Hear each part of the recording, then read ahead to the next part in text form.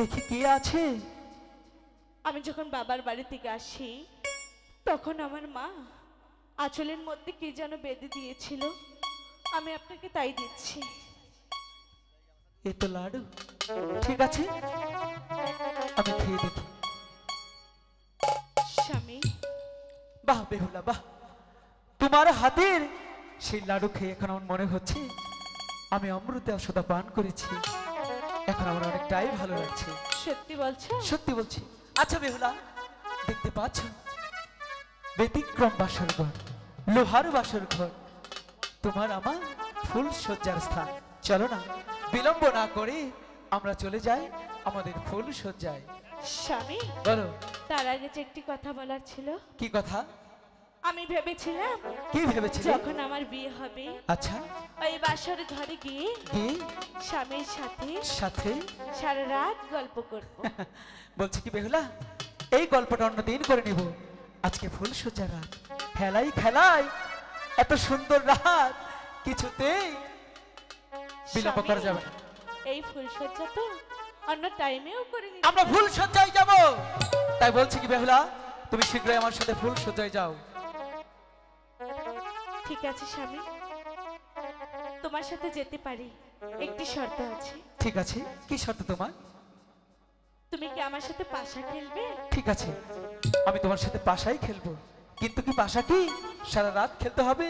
না স্বামী, তাহলে পাশা খেলবো মাত্র 3টে চাল। তার মধ্যে একটি চালে যদি হারাতে পারো, আচ্ছা তাহলে আমি বেহুলা স্বেচ্ছায় তোমার সাথেই বাসর করব। সত্যি তো?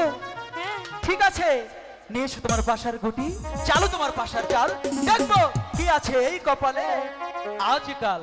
ওরে আনস পাশার গুটি, আনো আনো। খেলবো যে কে তুই জানে। স্বামী, আনো।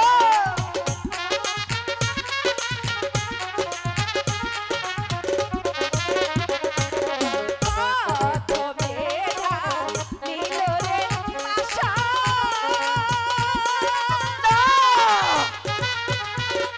হাই গো লুকাই হে রে গেল। না, না, না। ওই না পাশায় হেদা দিয়া রে বলে লুকাই চরণ। আমি কিছুতেই হারতে পারি না, আরো দুটি চাল আছে, চালো তুমি চাল, চালো।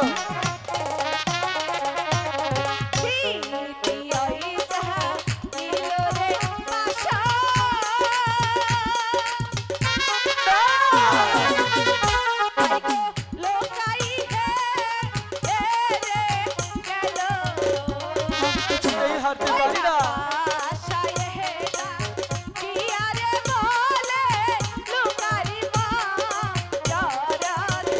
আরো কি চাল আছে, চালো তুমি, দেখবো এই চালে কি হয়। ঠিক আছে, তুমি তাহলে চালো।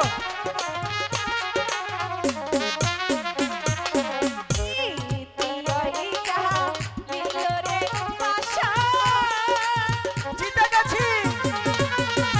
হায়রে বেহিরা হে, এ পাহাড় গুটি ছেড়ে কো দিয়ে চলো এক পাহাড় বেড়া।